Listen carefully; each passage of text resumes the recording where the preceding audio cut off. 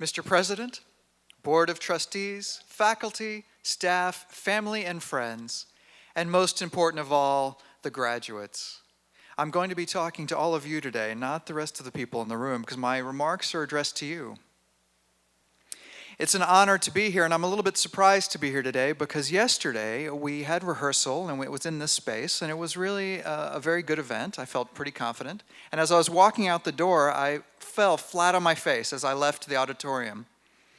A woman saw me fall and ran over to help me up, and I saw the fear in her eyes because she was concerned that we had lost our graduation speaker today. But she shouldn't have been concerned because I'm here, and I'm honored to be here with you today. This has really been wonderful. This is also the first time I'm using a teleprompter, so please bear with me.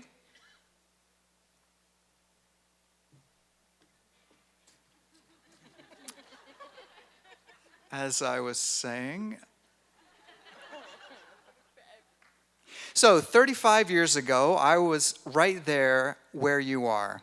I was here at Hooding, and at the time it was a very small event.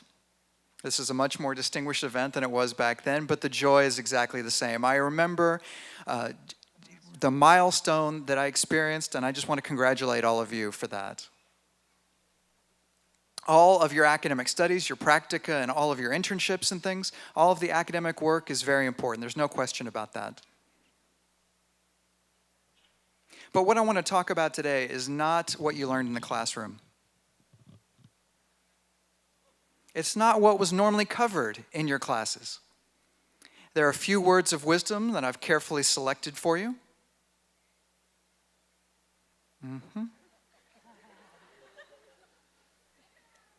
It's not me. It's not me. I make apologies to Robert Frost. He was my favorite poet. I believe that there are three roads in life. The first is the road that is often traveled. The second is the road that's least traveled.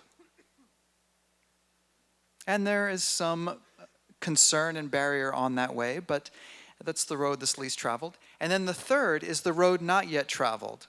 And I expect many of you to travel down that third road. But it doesn't matter which one you pick. They're all honorable choices, and they're all incredibly important.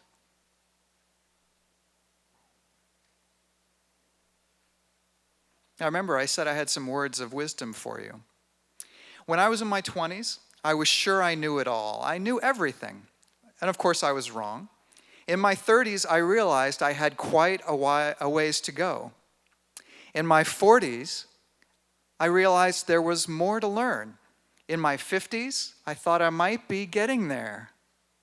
By the time I reached my 60s, I finally realized that it was a long process to learning and to achieving some wisdom. But I think I've earned the right to share some words of wisdom for you today.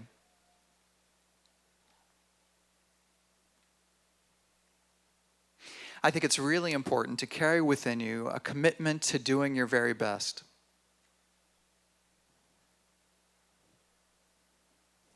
When you look within, think about what you're doing and the meaning behind what you're doing. Am I doing the right thing? Am I doing the fair thing and the good thing? Am I hurting anyone else or myself? In 5 years, am I going to feel good about the decisions that I'm making? So that's very important that you come back to that and ask yourself that question from time to time. You want people to trust you. You want people to rely upon your integrity. Now, the word integrity, it's not a very difficult word to understand. It doesn't mean the things that you say and whether or not they're truthful. It means that you've developed the values and the belief, and you carry them within you, and you stand by those values and you act upon them. It also means that you're doing the right thing when no one else is watching. And that's a challenge sometimes. It really is. But you need to think about that.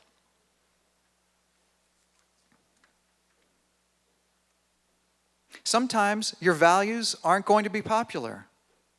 The rest of the crowd is going to think you're somewhat strange. But it doesn't matter. Stand your ground and stay with your beliefs. Maintain your values, no matter what anybody else says. This is not a popularity contest. It's about being true to yourselves. The second idea I'd like to share with you is to have compassion for other people.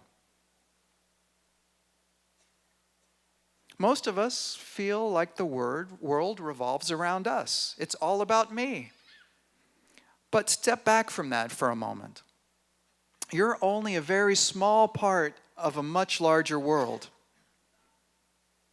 That's a world that we have to share with other people, right?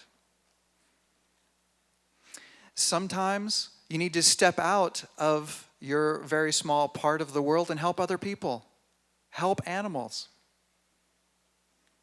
It's really important to think about what you can do to achieve the greater good.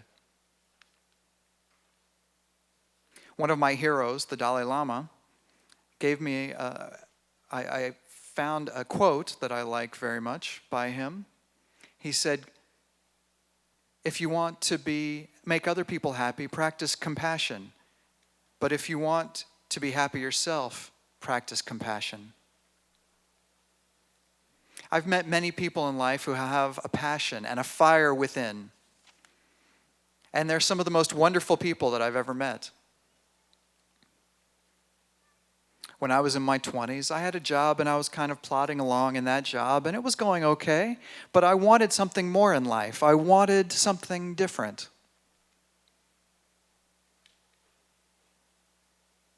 And I read a book by a famous philosopher and mathematician named Bertrand Russell.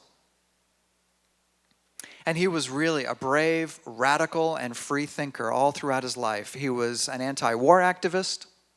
He was just an amazing guy. And I wish I could have met him. He was in his 90s, and he was still protesting the Vietnam War. When he was in his 90s, he wasn't sitting at home in a rocker somewhere. He was out and getting things done and getting arrested. When he was 98 and he was in his deathbed, do you know what he said? He said, I do so hate to leave this world. And that really touched me. I want to see that level of passion in life. I want to experience that level of passion. When I read that, my life changed. I had some minor passions, reading and getting together with friends and cooking and things like that. I enjoy those things. But when I was 35, I finally had a major passion. I want to encourage you to study passionate people. You don't have to believe exactly what they believe, but study them, because you can learn a lot from people who are passionate about what they do. Where do they get their fire from? And your life is going to change. Your world is going to expand. Just one moment.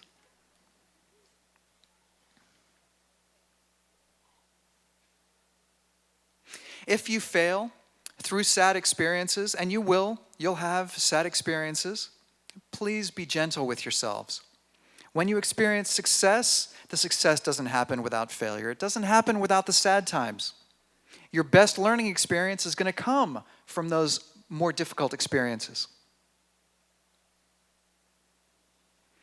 It's really important that when you work through those sad experiences and you look inside to think about how they came to be and make changes about the future, and then you get up, you brush yourself off, and you don't make those mistakes again. Many of the most positive experiences in my life have come from the worst experiences in my life. From a single act of violence, it led me to create an agency for deaf victims and survivors. I could have gone down a very self-destructive path, but instead, I didn't. As Dr. Erding mentioned, that was my salvation. I had a choice to make. When my parents died, it deepened my understanding of grief. But that experience of coming into touch with my understanding of grief allowed me to help others going through the same thing.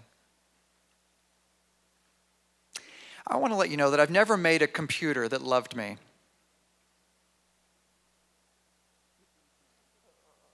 Anything that involves technology, I sort of battle with, except for things in the kitchen. I love kitchen tools and kitchen technology, but I battle with technology. I love it. I realize that it's important. It's opened doors for Deaf America. It's an amazing thing. But, and this is a big but, take your pager, take your technological device and put it aside. Don't put it in your pocket or your purse. Put it somewhere across the room, turn it off, and talk to an actual live person. I worry about the youth of America today, really in the world. They walk around with their pagers. I love being here on campus with all of these young people, but you see them 99% of the time. They're walking around with their pagers. They're in elevators. There are 5 or 6 people in the elevator, and I'm standing there smiling at everybody, and they're all on their pagers. I can't believe it.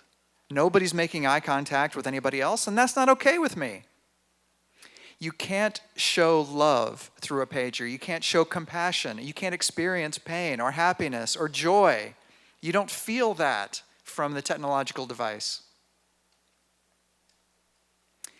People your age say, I have 1,000 Facebook friends. But what kind of friends are they? It's not the real thing. I see a couple of you putting your pagers away, and I appreciate that. Don't you think I didn't notice?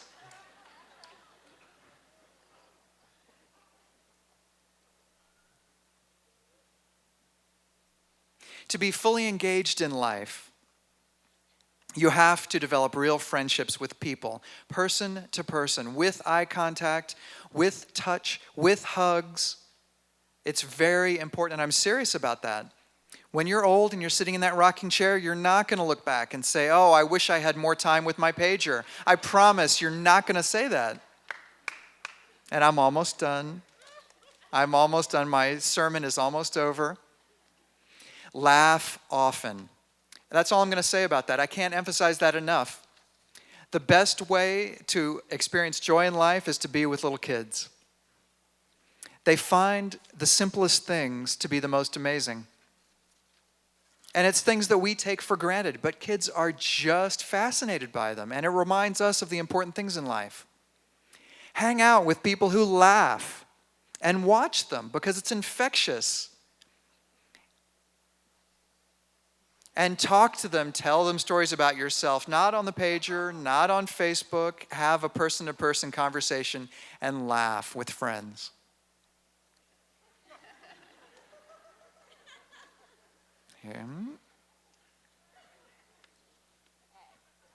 And last but not least, please give back to this wonderful university.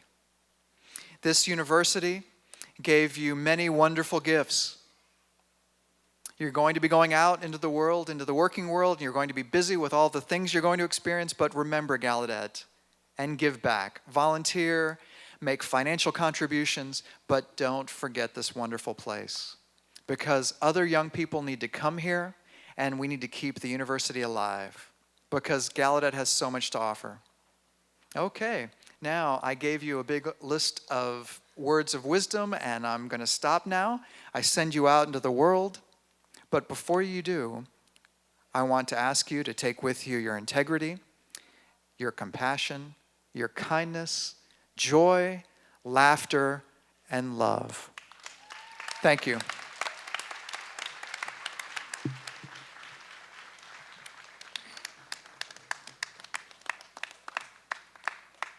This has been a production of Gallaudet University.